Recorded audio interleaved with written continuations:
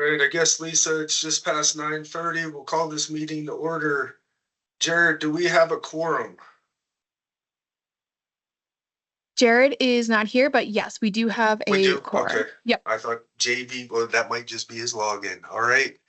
We'll move on to agenda approval. Do we have a motion to approve the agenda?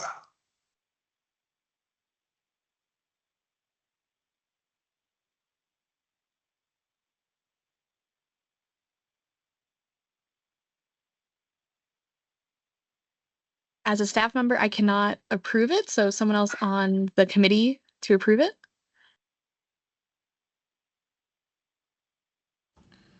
Jacob Matson, Mountain Metro, so moved. And a little out of order, but I don't know if you want to do introductions or not. We skipped over that. Oh, we can do introductions. Sorry about that. So Lisa, I'll let you run who's in the room today. Yes. Hi, everyone. I'm Lisa Gagnon. I'm the transit planner here at PPACG. And then also in the room with me is Philip Roy. He's doing the IT today, and that's it for the room. So we will go online. All right. Is JV here? Jared, no, that's probably just his login. All right. Lisa, Seth, introduce yourself. Hi, I'm Seth Chapin. I'm with Silver Key Transportation. I'm the director. Jacob? Good morning, all. Jacob Matson. I'm the planning and operations supervisor with Mountain Metro Transit. Robert? Hey, good morning, everyone. I'm Robert Baumgartner. I'm the fleet maintenance manager over here at Goodwill, Colorado, and I'm sitting in for Kristen Munson, who's usually doing all this stuff. Good to see you, Robert. And then there's somebody that's just dialed in. I can't see a name. Hi, everyone. I think that's me. This is Sagan Faulkner, Outreach and Development Manager at Invita. Oh, hey, Sagan, how you doing today? I'm doing well. That's good. All right, so we'll go back to consent items, and if you still want to, or agenda approval, I'm sorry. Jared, if you still want to make a motion to approve the agenda, please do so. This is Jacob Matson, Mountain Metro. I make a motion to approve the agenda. Is there a second? I'll second that. All right. Lisa, do we have any consent items? The only consent item is the approval of the minutes from last meeting, the May 27th meeting, which Okay. are attached to the document. And can I get a motion to approve the minutes from the last meeting?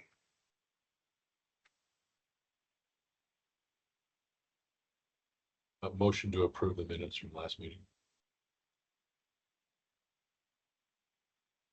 And can we get a second? Jacob Matson, I second. Thank you, Jake. And now moving on to public comments. So Lisa, is there anyone there that wants to make public comment or has a presentation?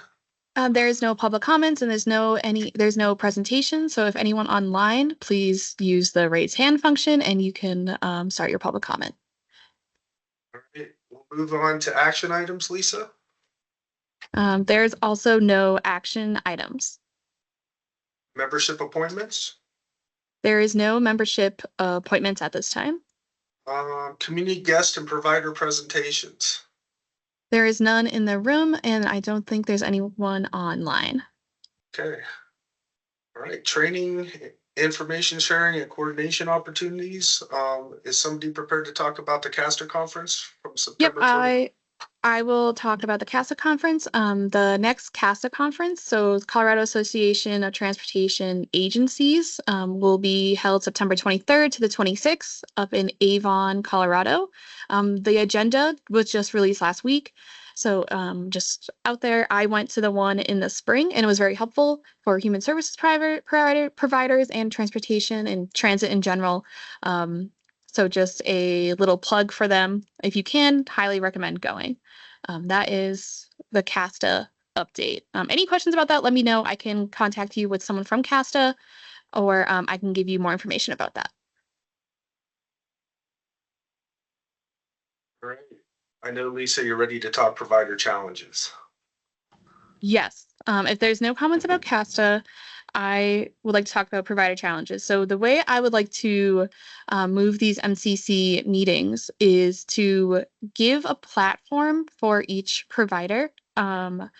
Yes, Jacob, you have your hand raised. Would you like to, you can go now if you would like. All right. It has nothing to do with the providers. I just was questioning. You said we had quorum. Have we moved to where the organizations are the ones that are attributed to quorum, or is it still the individual? Because I think we only have 3. And I don't know if that makes quorum.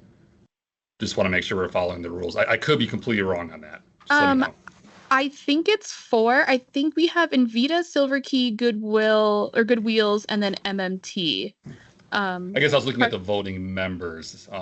Okay. Because I know we were talking about going to organization at one point, but if it's still based on people, I wonder if we have quorum. Okay, I think we have not gone to organization. I think it is the voting members. So in that case, do we now have quorum? I don't think so then. I see myself. We got Aaron and Seth. Oh, Sagan.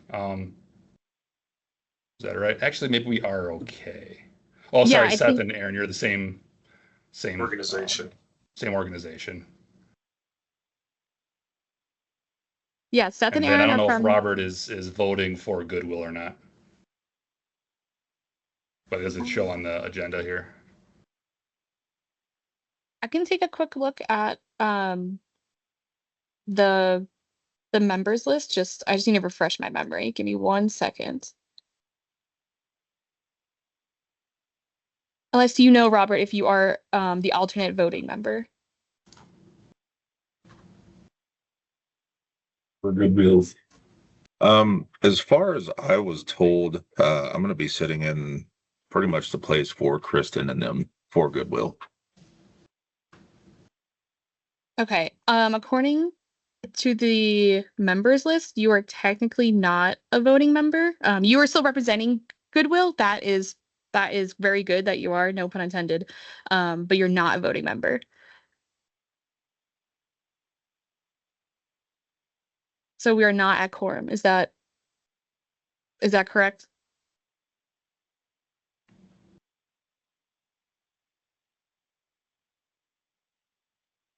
Just the way it looked like to me. Just, yeah, sorry to be a stickler. Just No, thank you, Jacob.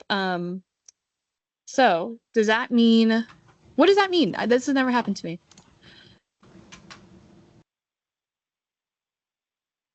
Do you have any more insight, Jacob? I do not have past that point now. Okay. So let's run the meeting as I think it means you can normal. generally, and I don't know if this is in our bylaws, generally means you can have the meeting, but you can't vote on anything. So the motions that were priorly made, I don't think can stand. I think that's the way it typically would work. You can have a meeting, but you can't necessarily vote on anything. Okay. Keller Senior Coalition just joined. So I think now we might actually have a quorum. Maybe a moot point.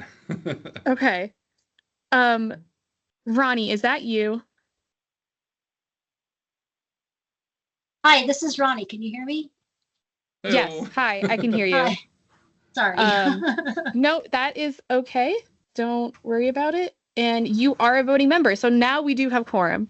So should we restart? Let's go ahead and restart for the agenda and the minutes, and then we'll. So we've now established quorum. Can I get a motion to approve the agenda for today's meeting? Jacob Matson, Mountain Metro, so moved. Can I get a second? Second, Ronnie. DSC. Can I get an approval for consent items for the minutes from last month's meeting? Jacob Matson, MD, so moved. And can I get a second? Second, Ronnie Gordon, TSC. Thanks. And so we had no public comments, presentations, no action items, no membership appointments, no guest, community guest and provider presentations. For a, I guess go ahead and talk about CASTA again. We'll just start at training, information sharing, and coordination opportunities. Yep. Okay. Thank you. And sorry about that. I thought we did have a quorum. But yeah, CASTA is September 23rd to 26th. So in a month and a half, 2 months. It is in Avon. It's a good opportunity for human service providers just to gain more information, network, also transit providers. I went to the one back in the spring and for the first time, and it was a really good experience. So if you want more, I can connect you with CASTA or I can give you more information. Yeah, any questions, you can email me or raise your hand. Okay, thank you. If there's no questions, I can move on to the provider's challenges. So I like to set up or structure these MCC meetings, giving a platform to each provider and really communicating and speaking to what is your most challenge, like what are you challenging, what is challenging for you right now? And that can be, of course, funding, driver shortage, anything that is really challenging. And then I will bring guest speakers, resources, funding opportunities going forward for each meeting. I have talked to Aaron from Silver Key about this at the executive meeting. He explained to me about MMOF funding and going forward and the future of that. So anything along those lines, I just would like to hear from each provider. What is your, just honestly, what anything that is really challenging that I can help or the MCC can help, and the whole PPACG in general, the whole cog, and how I can just assist you. So we can really just round robin if that will work the best. And I will take notes and then I will get resources for the next upcoming meetings. Aaron, we did speak previously, but did you think of anything else from Silver Key that I can assist you on and the MCC No, can and give you resources? let's just maybe talk MMOF for a second. So the MMOF funding, obviously some people were hit, they had it taken away. Some people were fortunate, were allowed to keep it through 2026. And then we're going to come into a call for projects potentially. And so we just wanted to see where that stood. And after attending the TAC that same day, Lisa, Yep. it sounds like that CDOT owes us an answer, and not Jacob, but CDOT at some level owes us an answer to if there's going to be funding for MMLF in the future anyway. So that we can all prepare accordingly. And so that's if we can get somebody from CDOT or somebody to come in and talk MMOF funding in the future, that might help us and give us some more information moving forward so that we know how to prepare. If in fact MMOF funding is going to be there and we can apply for it, that's great. It's going to help serve the community. And if not, we're going to have to do some things to probably keep capacity where we're at. Hope that makes sense. Nope, that makes perfect sense. Yeah, because it's a CDOT grant, so it's really up to CDOT and the legislation if they take more money away from transportation, but that really, and then like what money is taken away from what grant. So CDOT needs to give us some answers, and I do have connections to CDOT, and I can get Michael Snow to just give us more answers and maybe have him present just if there's any more information about the MMOF. Yes, we can do that for next meeting. Anything else from Silver Key, Seth? No, I don't have anything else. I think that's our largest concern at this time. Mm-hmm. Okay, thank you. Okay, next. Let's see. Invita, Sagan, what are your challenges that you're facing right now? So I think just piggybacking off of the MMOF, Okay. I think maybe just more resources around additional funding opportunities would really help us out. And then we're always looking for drivers and caregivers. Okay. So, any help around staffing. Yes, thank you. I was actually starting a list of other funding sources and grants for providers. So hopefully I will get that out soon. Just other options where money can be funded. And yes, drivers, absolutely. The drivers are the backbone of the service, and caregivers. Okay, perfect. Thank you. Yes, thank you. Okay, let's do Teller Senior Coalition. Hi, this is Ronnie Gordon. Thanks for this opportunity to share. Yes, I would love to piggyback on the concerns about the MMOF funding. Mhm. We applied for funding for the new fiscal year coming up, and we were awarded that funding, but we're not going to get it till 2029.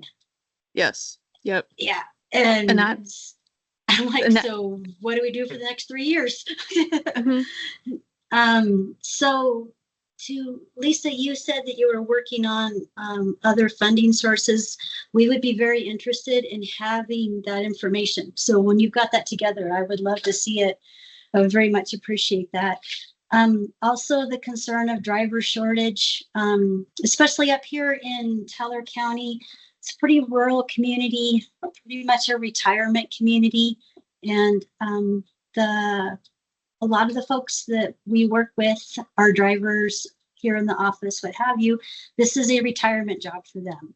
And so sometimes it's kind of hard. There's not a real good pool to hire from. And please don't take that I'm discounting our drivers and my other coworkers. We have a phenomenal team up here, just not a very good pool to get from. And then the other thing I wanted, two other things, and then I'll shut up. I have really kind of felt that CDOT's focus has been on CTE and all of the electric vehicles and buses and stuff. And it seems like there's not much concern about paratransit in rural communities. And there isn't a CTE, there isn't an electric bus with a lift that would accommodate our needs. We need to be able to run a vehicle 8-10 hours a day without charging, and there isn't anything like that out there. And so I just kind of feel like we've been forgotten as far as that goes. And then the other thing is this Medicaid credentialing. It took us over a year to get credentialed and revalidated with Medicaid, and that was a huge expenditure for our agency. And we're still having difficulties if we bring on a new driver or add a new vehicle to our fleet. It is so difficult to get those additions credentialed and put into service. So those are my concerns. Thank you. Thank you, Ronnie, for all that information. Yes, I do think rural agencies do face an uphill battle. There's, like you said, the workforce pool is a little bit smaller and the longer distance travel, and it's just not the focus from the state. Yes. Thank you. Thank you for that. I got all that down. Okay. Next, let's see. Good Wheels. What are some challenges you are facing?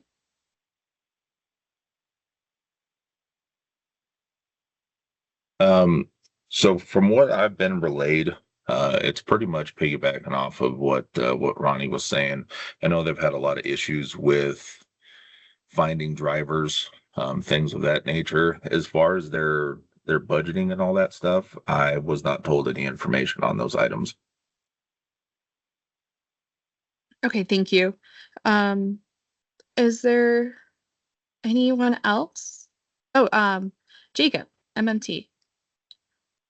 Yeah, nothing new or much different here. Driver shortage is a definite issue. It's impacting our fixed route far more than our paratransit program. Granted, our paratransit program is really only short, generally a couple, and they're able to kind of adjust. So they're able to kind of keep moving and move the schedules around, and doesn't have as huge of an impact there as it does on our fixed route. Along with the driver shortage, our issues of call offs has been a real big issue. We'll see 15 to 20 people, and we have 104 on a weekday is about what's needed. We'll see 15 to 20 people calling off on a given weekday, drivers. So that actually is arguably hurting more than the recruitment, because we actually theoretically probably have enough based on what's needed to fill the schedule and your typical time off and usual call offs, but there's just been significant number of call offs. Also, aside from the drivers, just vehicle challenges, we did get, and we'll be going into service very soon. We have 6 hybrids that'll be working their way into service soon. We have an aged fleet that's been challenging, particularly on the hot days. So when it's been 85, 90 or more, it's been a challenge for those buses to stay out on the road and keep the drivers and the passengers cool. So that's been a specific summer challenge, but we do see some light at the end of that tunnel in terms of new vehicles that are going to be rolling into service here soon. But yeah, it's really the drivers the biggest challenge right now. Thank you, Jacob. And I don't think there's any other organization online. Seems like, yeah, everyone's facing challenges. Money and drivers are the main themes. Each organization is different, and each solution will be different for each provider. So I will come up with resources and new tactics to help that. And then if you can think of anything else, please email me or let me know. With you, Robert, if you have, I know this you usually don't attend and someone else does, so that's okay. So if anything else that comes up, you can just email me, or anyone from the organization can email me, and I will try to assist. Does that not make sense, but is that a good way to face the challenges that each provider is facing? I think so, because I want to give a platform, because I don't provide the transit service, so I can only help if I know what are your challenges. So I think this is awesome, Lisa, because everybody said the same thing, and I think misery loves company, right? So call-offs are a thing, even at a smaller level. It's Silver Key. If we lose 2 or 3 drivers, it affects our ability to serve the rides we committed to. So, and I'm sure it's the same what Jacob just talked about. It's the same across the board. So, hey, I think this is going to be a great platform, even if this becomes community-based and not a committee, for us to put those problems out there and seek collective solutions. So this is going to be awesome. I'm really looking forward to it. Hey, Aaron, I got a question for you on that. So you're dealing with the call-offs. What's the common denominator? Is there a common issue with the call-offs? I can tell you mine. It could be legitimate sickness to children problems to, man, it looks, because we operate with at least 30 to 35 volunteers a day also, I just had something else to do. And that takes precedent over volunteering that day. So I'll say that typically we run into legitimate problems of why people are calling off. It just, when you're dealing with so many people, it happens. I'm not going to say that anyone's just calling off to skip work. They typically have a legitimate reason, and we're working with them to get them here and keep them healthy and keep their families healthy. It's a problem set. It's a problem set probably not only in transportation, but if you went to McDonald's, they're probably having the same problem today. So, and in general, the challenge we're having is people that call off and they'll go till further notice under the FMLI. That's the challenge we're really having. We're like, we don't know when they're coming back. They'll claim the FMLI and then they're gone for a few days and whatnot. So we have the FMLI too, but that's typically, that's tied to a medical condition. And the intermittent FMLI definitely changes the game, because that's 12 weeks over the course of the year that they just need whatever health problem they're dealing with, they can take that time off. So there is something related to that, most definitely, Jacob. All right. Just wondering if it's unique or if it's a lot of places. So. Yeah, we definitely see the FMLI bug too. It happens.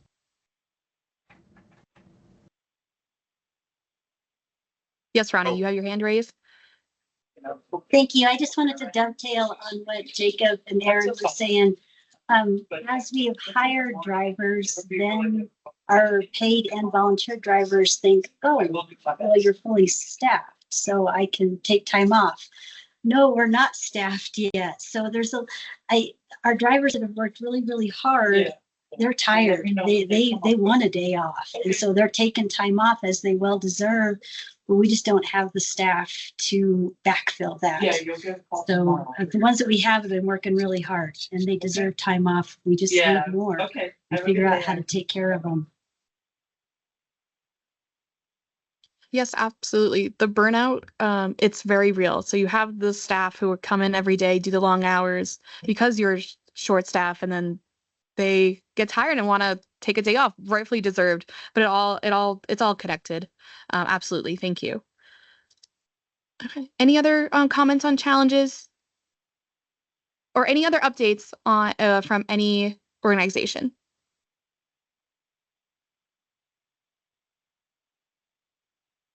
Okay, I do have an update from PPACG, and I will share my screen.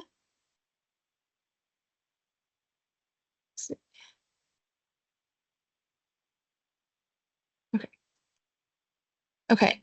There will be a walkability summit in September 19th, all day, 8 a.m. to 3:30. PPACG is not putting this on. I just been asked to advertise it. There is different breakout groups, so you can see multimodal access, mix of land use, so sustainability contribution, safe, desirable streets, lifestyle improvements through walking, and social interactions. There will be a expert speaker and presentation on each breakout group, and it is a grassroots startup. And I've been talking with her, and I will be on the multimodal access expert panel breakout group. So I highly, if you can, please attend. Again, it's in September. It's in Colorado Springs. And it should be a good opportunity to promote walking and social interactions and just a healthier community. That is the only update from PPACG. I will stop sharing. Lisa, will you send this out to the group? Just email. Yes. Yep, Not I will already email done. that flyer out. And they're still taking like participants. That's the word. So you can still sign up. And I will send that Leela out. might even be looking for presenters still too. So if somebody does want to get involved at a higher level, I'm sure there's opportunity. Yes, the person who's running it, her name is Layla. She's very outgoing, very nice. She might convince you to present or have a presentation. She's very convincing. She got me. So I think there might still be looking for some people. I'm not sure in what category, but yes, to mimic what Erin was saying, yeah, there might be presenters, but no pressure. I think just for you to participate and just be there for any part of it will be awesome. And I will send that out. Thank you. Okay, last call for any updates from any organization. This is Sagan over at Invita. I just have a couple. So this Saturday, July 26th, we're actually going to be out in Falcon for the Eastern Plains Senior Resource Expo. And I want to say it's from 8 a.m. till 2 p.m. No, it's 9 a.m. to 2 p.m. And they're going to have different agencies there. I know that the Pikes Peak Area Agency on Aging is going to be there. Silver Key is going to be there. And yeah, just lots more organizations. We're going to have tables, information about our organizations, and they're also going to have breakout sessions. So Invita is going to be a presenter at one of the breakout sessions this Saturday. And then I also wanted to say that next month in August, let me just get the date really quick. It's Saturday, August 16th. Invita is actually going to be recognized as the nonprofit of the match at the Switchbacks game. So yeah, if you just wanted to come out for, a soccer game and, support Invita, like I said, we're just going to be recognized as the nonprofit of the match on Saturday, August 16th. That is awesome, Sagan. That sounds very exciting. Good for Invita. Thank you. Any other updates from any other organizations?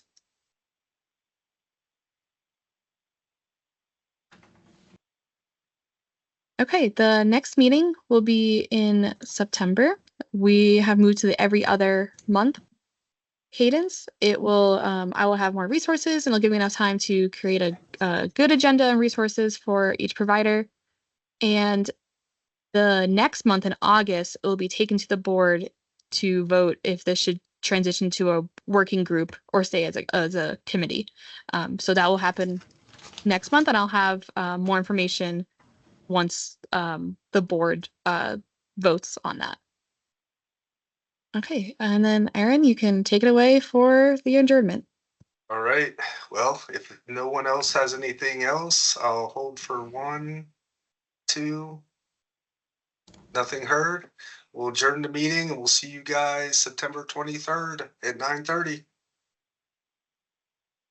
Thanks for coming out.